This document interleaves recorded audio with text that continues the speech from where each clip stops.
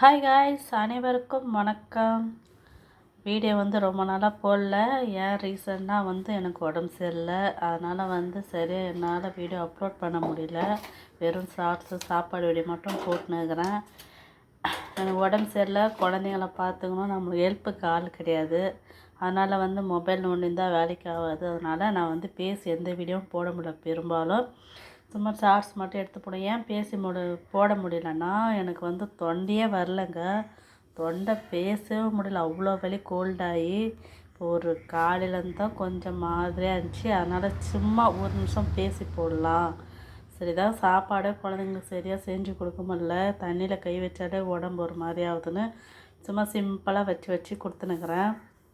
காலையில் தாங்க மீன் இருந்துச்சு. சரி, குழந்தைங்களுக்கு மீன் வாங்கி கொடுக்கலான்னு பார்த்தா எல்லாம் கலந்த மாதிரி போட்டு போயிட்டாங்க. எனக்கு நான் குழந்தைங்க இந்த மாதிரி முள் மீன்லாம் சாப்பிடாது, இதில் முள் இருக்கும். இதுமாரி மீன் தான் சாப்பிடுங்க. அதனால் கலந்து வாங்கினேன். ஒரு 10 மீன் கூட இருக்குமான்னு தெரியல. இது போய் 100 ரூபான்னு சொல்லிட்டாங்க. என்ன பண்ணுறது? சரி, கூப்பிட்டுட்டு வேணாம் சொன்னாங்க. மன கஷ்டம் வரும், வாங்குவோன்னு வாங்கிட்டேன். குழந்தைங்களுக்கு க்ளீன் பண்ணி ஆளுக்கு ஒரு 2 மீன் வறுத்து கொடுத்துடலாம். என் குழந்தைங்கலாம் இது அதுன்னு கேட்காதுங்க, கொடுக்கறது சாப்பிடுங்க. அம்மாவோட நிலைமையை புரிஞ்சுக்கோங்க. பெரும்பாலும் குழந்தைங்க அப்படி தான். நம்ம எல்லா குழந்தைங்களும் ஒரே மாதிரி தான் இருக்குங்க. எதனா ஒன்று 2 தான் ஆட முடியுங்க. கடவுள் எனக்கு கொடுத்த வரம் என் குழந்தைங்க தான். சாப்பாடு விஷயத்தில் சரி, புரிஞ்சுக்கோங்க. அம்மாவில் முடியல வேணான்னா அம்மாவோட நிலமை புரிஞ்சு, சரிம்மா வேணாம்மா நீ இருக்கிறத கொடுமான்னு சாப்பிட்ருங்க.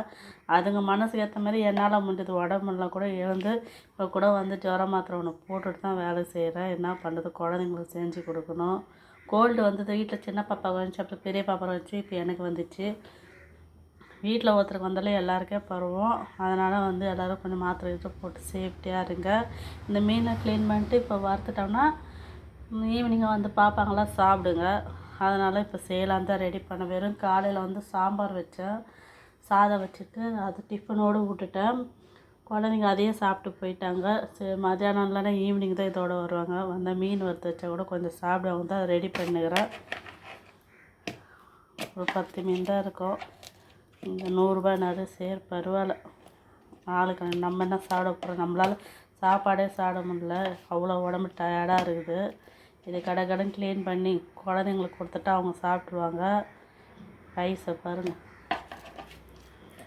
இந்த மீன் பேர் தெரில. இது என்ன பேர், எனக்கு மீன் பேரே தெரில. அவர்கிட்ட கேட்டால் சொன்னார். எனக்கு உங்ககிட்ட சொல்கிறேன், ஆனால் பேர் தெரியல. தெரிஞ்சவங்க மறக்காமல் கமெண்ட்டில் சொல்லுங்கள். இது ஒரு மீன், இது ஒரு மீன், இது ஒரு மீன், 3 வகை மீன். இப்போ சுத்தமாக இதை க்ளீன் பண்ணி நம்ம வறுத்தலாம். மறக்காமல் வீடியோ பிடிச்சா லைக் பண்ணுங்கள், சப்போர்ட் பண்ணுங்கள். ஓகே, பாய்.